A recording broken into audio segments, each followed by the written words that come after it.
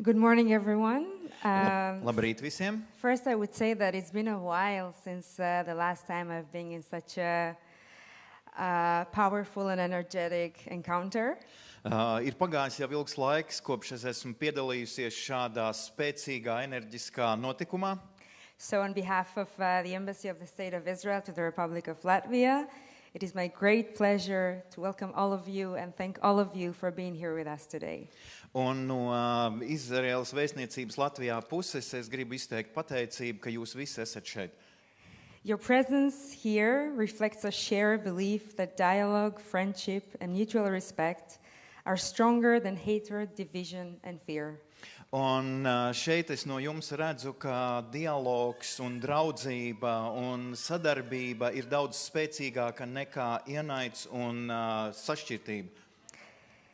I would like to extend my sincere thanks to Mr. Albert Kessler, whose vision and determination made this gathering possible. Jā, un es gribu izteikt īpašu pateicību Alberam Veksleram par to, ka viņš ir organizējis šo visu. And to our friend, member of the Saima, Mr. Yanis Grasbergs, for his support in bringing this important initiative to life. Un arī Jānim Grasbergam, mūsu draugam, kurš arī ir piedalījies, lai viss šis notikums notiktu. I'm also delighted to welcome a member of the Knesset, Mr. Simon Davidson, who has traveled from Israel to participate in this event. Un esmu priecīga, ka šeit var būt Simons Davidsons, Kneseta pārstāvis. And to all of our distinguished guests from Latvia and the neighboring countries, thank you for being here with us today. Un paldies visiem īpašajiem viesiem no visas Latvijas. Paldies, ka esat šeit. The fact that this is my very first participation in the Jerusalem breakfast prayer makes today especially meaningful, and I sincerely hope it will become the first event of many.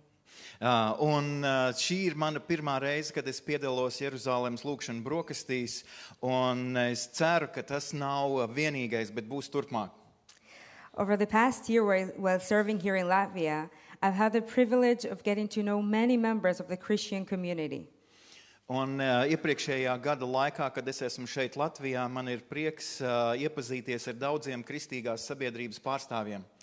Those encounters have strengthened my belief that the relationship between Jews and Christians is not only rooted in history, it is a living partnership built every day through friendship, trust, and shared values. Un mana pieredze veidojās, ka kristiešu un ebreju attiecības nav vēsture, bet tā ir dzīva darbība, kas balstās uz kopējām vērtībām. We are proud of the close friendship we have built with Christian communities and leaders here in Latvia. Un mēs esam lepni par to, ka mums ir izdevies izveidot attiecības ar daudzām kristīgām organizācijām šeit Latvijā. You have stood with Israel not only when it was easy, but also when it was difficult, and when doing so was not always so popular. Un jūs stāvējāt kopā ar Izraēlu ne tikai tad, kad tas bija labi, bet grūtos brīžos un kad tas nebija populāri. Your support has been sincere, consistent, and courageous. Un jūsu atbalsts ir bijis ļoti izjusts un ļoti svarīgs. That kind of friendship is never taken for granted, and I would like to thank you sincerely for standing with us. Jā, un jūsu šī uzticība un atbalsts nav bijis kā pats par sevi saprotams, un es ļoti augstu to novērtēju. The theme of today's gathering is dialogue. Dialogue does not require us to agree on everything. Rather, it invites us to listen, to learn from one another, and to better understand both what unites us and what makes each of each other unique. Jā, šīs dienas tēma ir dialogs, un dialogs nepieprasa piekrist visam, bet klausīties vienam otrā, un tas, lai labāk saprastu viens otru. Genuine dialogue creates trust, and trust is the strongest foundation for lasting relationships between individual communities and nations. Jā, īsts dialogs, viņš veido uzticību, un uzticība ir nepieciešama sabiedrībai, un gan individuāli, gan tautām. Having spent most of my life in Jerusalem, this gathering is spatially meaningful to me. Jā, pavadot savu lielāko dzīves daļu Jeruzālēmē, šī sapulce man ir ļoti īpaša. Jerusalem is Israel's capital, but above all, it is a city where different faiths, cultures, and languages meet every single day. Jā, Jeruzālēmē ir Izraēlas galvaspilsēta, bet tā ir arī vieta, kur dažādas ticības un kultūras atrodas. Jews, Christians, and Muslims live, work, study, and pray alongside one another. Ebreji, kristieši un musulmaņi kopā strādā, studē un dzīvo ikdienā. Like every diverse society, we face challenges. Un kā ikdienas sabiedrība mēs sastopamies ar izaicinājumiem. Yet, living in Jerusalem has taught me that diversity is not something to fear. It is something to embrace with responsibility, respect, and a constant commitment to dialogue. Jā, un šī te dažādība ikdienā viņa arī uzliek atbildību un cieņu un prasa nodošanos, lai veidotu dialogu. The same spirit is reflected throughout Israeli society. Un tieši šis pats gars ir cauri visai Izraēlas sabiedrībai.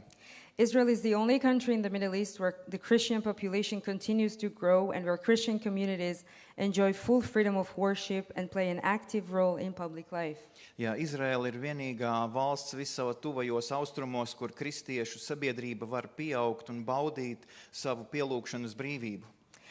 Christian schools, monasteries, holy sites are an integral part of Israel's heritage and daily life. Jā, un kristiešu draudzes, baznīcas, skolas, šie pārējās svētās vietas ir neatņemama sastāvdaļa no vēstures ikdienas dzīvē.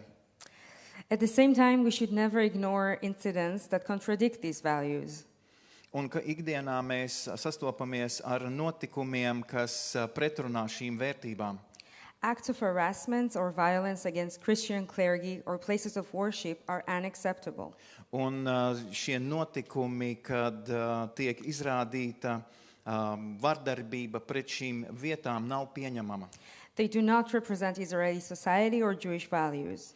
Un tie nepārstāv ebreju vērtības un ebreju sabiedrību. They remind us that mutual respect cannot be taken for granted. It must be reinforced through education, responsibility, and the consistent enforcement of the law.